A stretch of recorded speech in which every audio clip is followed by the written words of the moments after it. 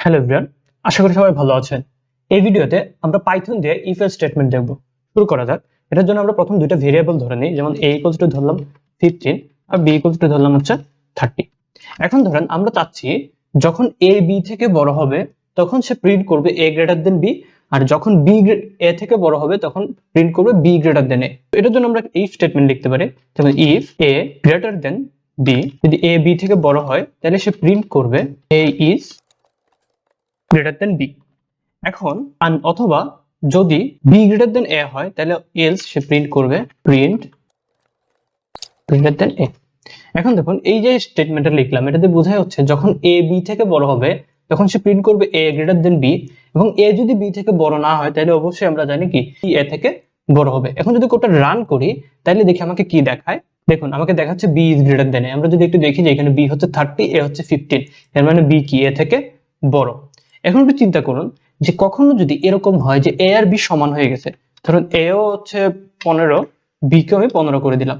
এখন যদি কোডটা রান করি তাহলে কি হবে দেখুন, তাহলে দেখাচ্ছে b is greater than a। তাহলে এটা কিন্তু একটা এরর। এটার জন্য আমাকে আরেকটা কন্ডিশন অ্যাড করে দিতে হবে। এখন যদি দুইটার বেশি কন্ডিশন হয় তখন মাঝখানে যে কন্ডিশনগুলো আছে এগুলোকে জন্য elif লিখতে হবে। তাহলে আমরা লিখলাম elif a equals to b, মানে a আর b যদি সমান হয়। একটু খেয়াল রাখবেন a equals to দুইটা সমান দিতে হবে। a আর b যদি সমান হয় তাইলে সে প্রিন্ট করবে a is equal to b। এখন যদি কোডটা রান করি তাহলে দেখি কি দেখায়। তাহলে দেখুন আমাকে দেখাচ্ছে a is equal to b। এখন এই যে এখানে আমরা a আর b ম্যানুয়ালি ইনপুট দিলাম, এটা আমরা একটু স্মার্টলি ইনপুট দিই। আমরা একটা ইনপুট নিয়ে নিচ্ছি, নিয়ে দেখলাম যে এন্টার your ফার্স্ট নাম্বার, আর এখানেও আমরা দিয়ে দিচ্ছি যে input enter your second number.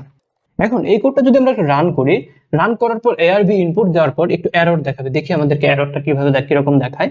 আমরা ধরেন ফার্স্ট নাম্বার দিলাম হচ্ছে 15, সেকেন্ড নাম্বার দিয়ে দিলাম হচ্ছে 30। এখন যদি প্রোগ্রামটা রান করি তাহলে দেখাবে যে b is greater than a। এখানে আসলে একটু খেয়াল করুন, এখানে যে 15 আর 30 এটাকে সে আসলে স্ট্রিং হিসেবে নিয়েছে। এটা একটা স্ট্রিং, এটা আরেকটা স্ট্রিং, এবং দুইটা স্ট্রিং এর মধ্যে সে তুলনা করেছে। এখন ধরুন আমরা ইনপুট দুইটা যদি এরকম দেই, ধরেন আমরা হচ্ছে রান করি প্রোগ্রামটা, রান করে এখানে দিলাম ধরেন সামথিং 97, দেওয়ার পর সেকেন্ড নাম্বার দিলাম আমি ধরেন 101, তাহলে দেখুন দেখাচ্ছে a is greater than b। কিন্তু আমরা জানি যে 97 কি অবশ্যই b থেকে বড় না, মানে 101 থেকে বড় না, কিন্তু তারপর সে দেখাচ্ছে কি যে 97 a is greater than b। এটার কারণ হচ্ছে এই যে 97 আর 101 এটাকে সে একটা স্ট্রিং হিসেবে নিচ্ছে, এটাকে সে ইন্টিজার হিসেবে নেয় নাই। তো স্ট্রিং হিসেবে নিলে কি করে, সে প্রথম এই যে 9 এর সাথে 1 এর তুলনা করে দেখলো যে 9 বড়, এই জন্য সে বলে দিল কি a is greater than b। তো এটাকে আমাকে ইন্টিজারে কনভার্ট করে নিতে হবে। যদি ইন্টিজারে কনভার্ট না করি এই ধরনের কিছু এরর আসবে। তো আমরা যদি ইন্টিজারে কনভার্ট করতে যাই, a equals to ইন্টিজার অথবা ফ্লোটও লিখতে পারি, ফ্লোট of a আর b equals to float of b। এখন যদি আমরা কোডটা রান করি, আমরা সেম ভাবে ধরেন এখানে দিলাম হচ্ছে 97 আর এখানে দিলাম 102। এখন যদি দেখি তাহলে দেখুন আমাকে দেখাচ্ছে কি b is greater than a, মানে এখন এই এররটা আসতেছে না। এখন ধরেন আমি এই কোডটা রিমুভ করে দিচ্ছি। এখন আমরা হচ্ছে লজিক্যাল অপারেটর দিয়ে দেখতে চাই। যেমন ধরেন আপনি বাংলা একটা সাবজেক্টে পেয়েছেন হচ্ছে ধরেন 34, আর ইংলিশ একটা সাবজেক্ট যেখানে পেয়েছেন ধরেন আপনি ইংলিশ একটু ভালো, ধরেন 50 পেয়েছেন। এখন আমি জানতে চাচ্ছি সে যদি বাংলা এবং ইংলিশ দুইটা সাবজেক্টেই পাস করে তখন সে প্রিন্ট করবে পাস, আর যখন যেটা ফেল করে যাবে তখন দেখাবে ফেল। এটার জন্য আমরা লিখি যে if Bangla greater than equal 33, মানে সে যদি বাংলাতে 33 থেকে বেশি পায় অথবা 33 এর সমান পায়, এবং ইংলিশ গ্রেটার দেন ইকুয়াল 33। এখন দেখুন মানে বাংলাতেও 33 থেকে বেশি পাবে এবং ইংলিশও যদি 33 থেকে বেশি পায় তাইলে সে প্রিন্ট করবে কি পাস্ট। আর যদি যে কোনো একটাতে কম পেয়ে যায় 33 থেকে, তখন সে প্রিন্ট করে দিবে প্রিন্ট ফেইল্ড। এখন একটু খেয়াল করুন যে ইফ এর পরে এখানে একটা ইনডেন্টেশন দিতে হয়। এটা কেন দিতে হয়, এটা যদি না দেয় তাহলে আসলে এই যে আমার প্রিন্ট ফাংশনটা, এটা যে ইফ ব্লকের ভিতর এটা বোঝা যাবে না। তো এইখানে একটা স্পেস দেওয়াটা দরকার। এটা অবশ্য আপনি যে পাইচার্মে লিখছেন পাইচার্ম থেকে অটোমেটিকই হয়ে যায়।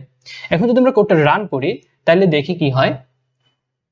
দেখুন আমাকে দেখাচ্ছে কি পাস্ট, মানে আমি বাংলাতেও 33 থেকে বেশি পেয়েছি, ইংলিশও 33 থেকে বেশি পেয়েছি।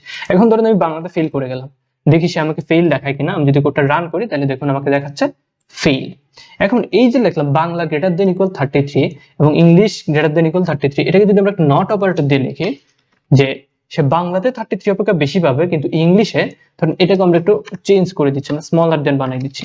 তাহলে দেখুন সে যদি বাংলাতে 33 অপেক্ষা বেশি পায় এবং ইংলিশে 33 অপেক্ষা কম না পায়, এই যে নট অপারেশনটা কি করে, জিনিসটাকে উল্টায় দেয়।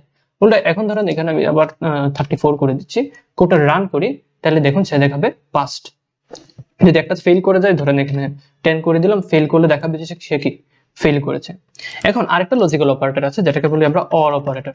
এই অর অপারেটর কি করে, যে দুইটা কন্ডিশনের মধ্যে যদি যে কোনো একটা কন্ডিশন ঠিক হয় তাইলে কি প্রিন্ট করবে। যেমন ধরেন সে যদি বাংলাতে 33 থেকে বেশি পায় কিন্তু ইংলিশে যদি 33 থেকে কমও পায়, তাইলেও সে প্রিন্ট করবে কি পাস। যেমন এখানে 34 আছে আর এখানে আছে কি 10, তাহলে এখন যদি কোডটা রান করি তাহলে দেখাবে সে পাস্ট। মানে সে ইংলিশে হয়তো 33 থেকে কম পেয়েছে কিন্তু বাংলাতে 33 থেকে বেশি পাওয়ার কারণে দেখাচ্ছে কি পাস্ট। একই রকম ভাবে ধরেন আমি দুইটাতে যদি 33 থেকে বেশি পাই তাইলেও দেখাবে কি পাস্ট। মানে এই অরটা কি করে, যে দুইটা কন্ডিশনের মধ্যে সর্বনিম্ন একটা কন্ডিশন, মানে একটা কন্ডিশনে ঠিক হতে পারে আবার দুইটা কন্ডিশনে ঠিক হতে পারে, যদি সর্বনিম্ন একটা কন্ডিশন ঠিক হয় তাইলে সে কি ভেতরে জিনিসটা প্রিন্ট করে দেবে। এখন ধরুন দুইটাতে যদি ফেল করে তাইলে দেখাবে কি সে ফেল। এখন যদি ওটা রান করি তাহলে আমাদের দেখাবে কি ফেল। তো আশা করি যে মোটামুটি ইফ এলস স্টেটমেন্ট সম্পর্কে মোটা ধারণা আপনাদের হয়ে গেছে। তো এই ভিডিওটা এতটুকু পর্যন্তই, দেখা হবে পরবর্তী ভিডিওতে। ধন্যবাদ সবাইকে।